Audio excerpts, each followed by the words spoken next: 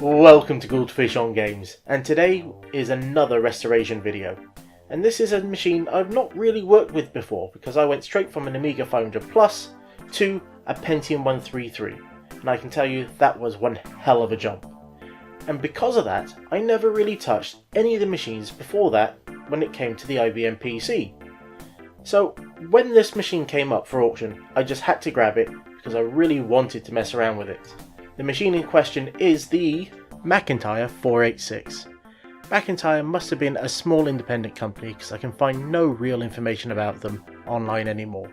So this might be all that's left of them.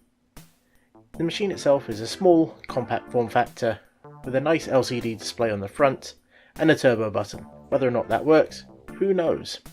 A spec sheet was found underneath, which informs us that it was a 486 SX25, which had 4 MB of RAM, a 1 MB graphics card, a 270 MB hard drive, and it was built in 1993. It also came with a network card and what looked like 2 floppy drives, until I got the machine and found out that that was just a facade. A nice looking one, but just a facade all the same. Thankfully, I didn't buy the machine for its specs, but I did buy it untested, which in auction terms pretty much means for parts only, but I had a good idea that it might work. So first thing you gotta do is boot it up, and we have a PSU sound, but we get lots of beeps, so many beeps, and nothing coming on the monitor either. So you know what this means? It's time to take all the cards out and try everything one at a time. So out came the NE2000 network card, then the Sirius Logic VGA card, and finally, after I managed to take all the different connectors off it, I pulled out the Gold Star serial and I/O card, which really refused to come out. It's obvious to tell this wasn't a gaming machine before because there was no sound card in there at all. With the case empty, I cleaned the graphics card down and tried it on its own. And hey, it works! It's complaining about not having a keyboard, which is annoying because the keyboard is plugged in and doesn't respond. Okay, we've got more investigation to do. And after pulling the motherboard, I find the restorer's worst nightmare: a battery that's leaked. So out with the snippers to get it off. Yes, I know I should have desoldered it, and I will go back and clean that up later, but my goal was just to get it off so I could really take a look at what had gone on. And yeah, that battery leaked everywhere. And if we take a closer look, we can take a look at the devastation. Yep, it's eaten through at least 2 traces on the motherboard, and both of them go straight to the keyboard. This was going to require some patching, and let's just say my soldering skills are not the best. So 2 quick bits of wire and some dodgy soldering later, I've got a patch in place. So it was time to test things out again. And everything's in place, we turn it on, and hey, it's detected the keyboard. Amazing!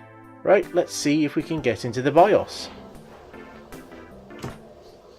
And we do! That went so much better than I ever thought it would do.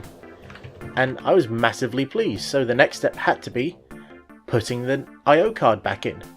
But I got these purple squares. Oh dear, that's not what I was hoping for. But thankfully, this was a simple user error. I'd plugged the IDE cable into the hard drive the wrong way round. Thank God modern cables have those notches.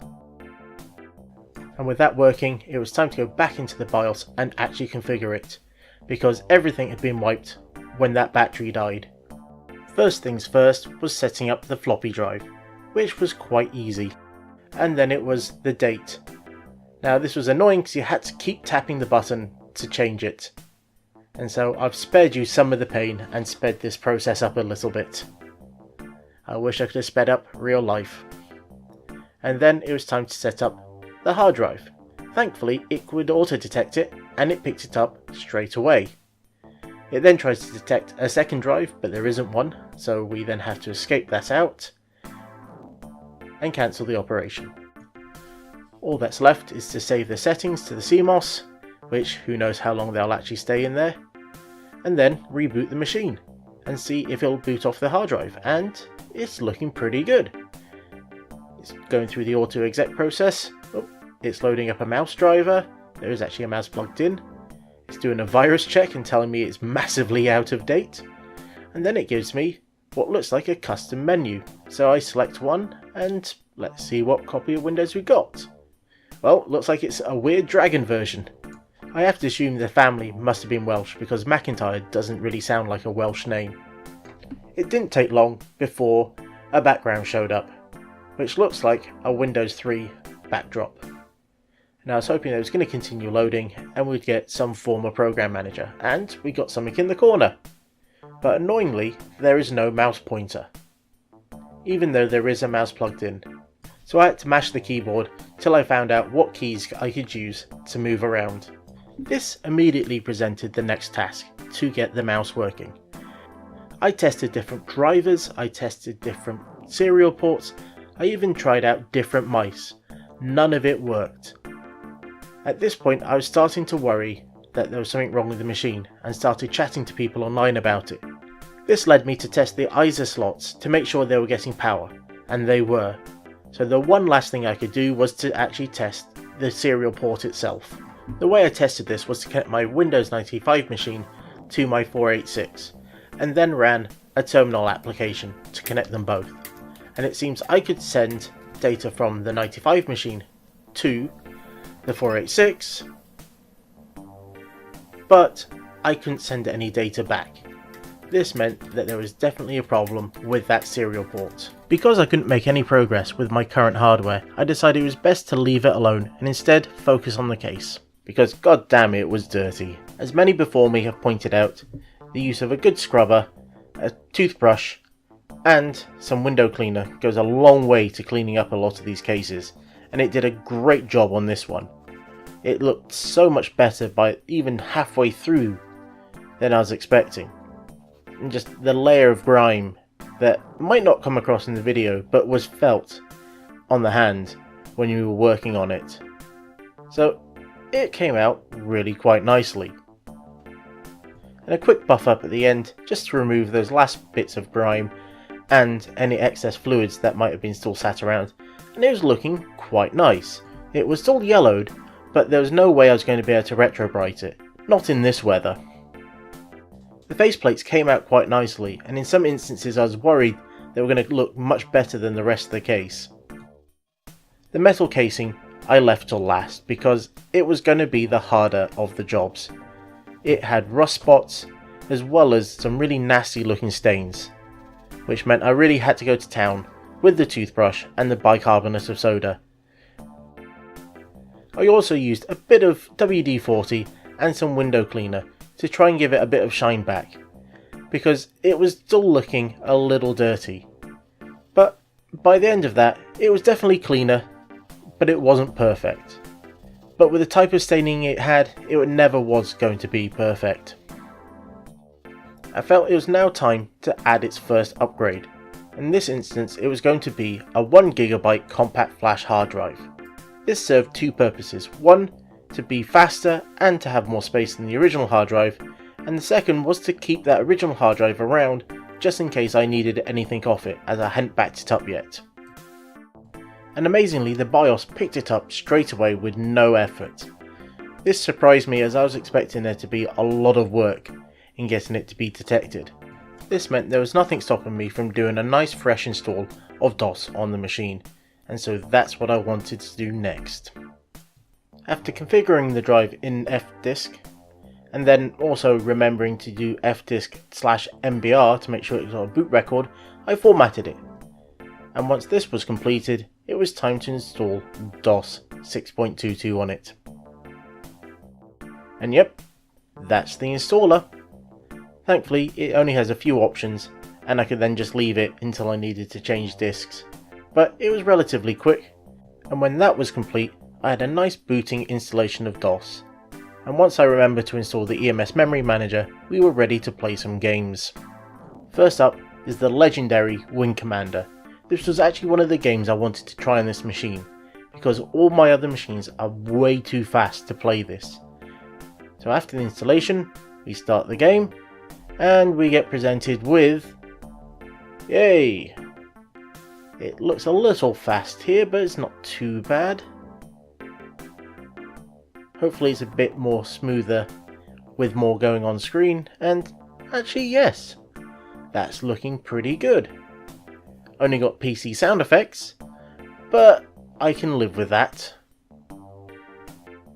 But it wasn't long before we hit an in-game manual copy protection.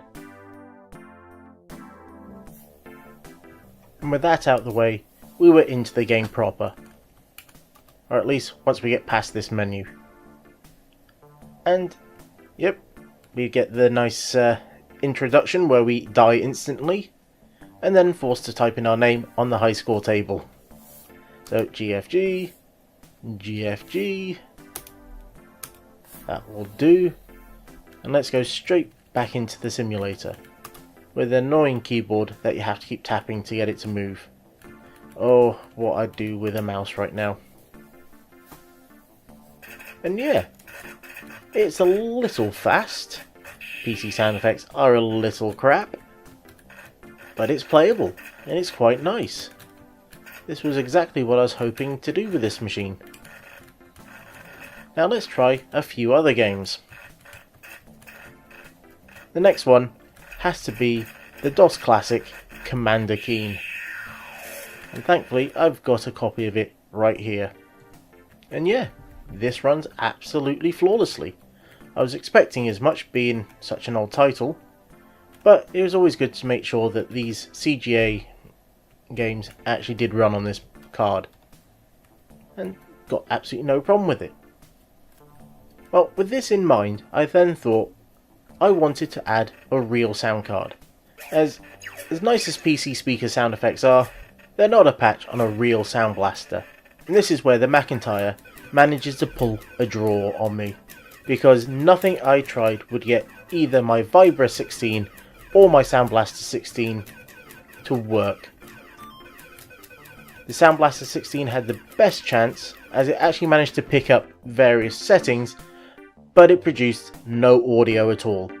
I have a funny feeling that there is still something wrong with this motherboard, or possibly its settings, that means that both the mouse and Sound Blaster support are not possible.